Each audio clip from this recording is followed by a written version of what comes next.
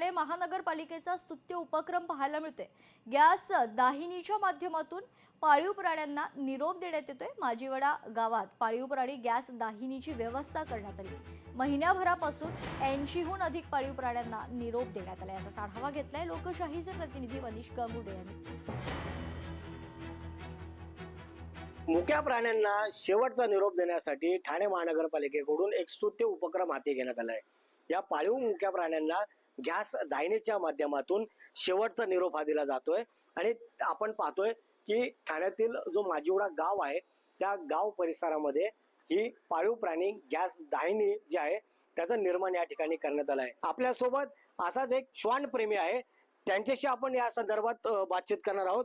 दादा, काय सांगशील, कशा पद्धतीने या ठिकाणी या मुक्या प्राण्यांना या ठिकाणी शेवटचा निरोप दिला जातो? नक्कीच ही खूप चांगली गोष्ट केलेली आहे ठाणे महानगरपालिकेच्या माध्यमातून।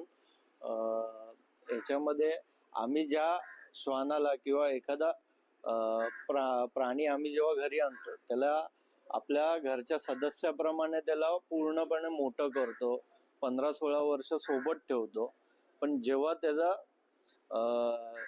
आपल्यापासून निघून जाण्याची वेळ येते त्या टायमाला त्याचा अंत्यविधी कुठे करायचा, काय करायचा, याच्या आधी ही फक्त सुविधा मुंबईत होती, इथे ठाण्यात जवळपास नव्हती।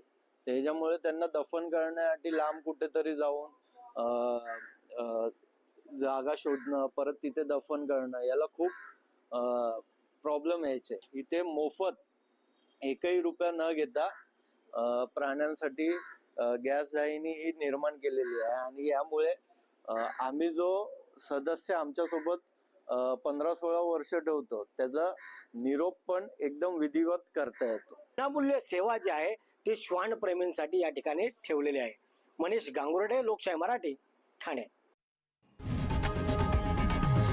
लोकशाही मराठी, ऐका, पहा, जागरूक रहा।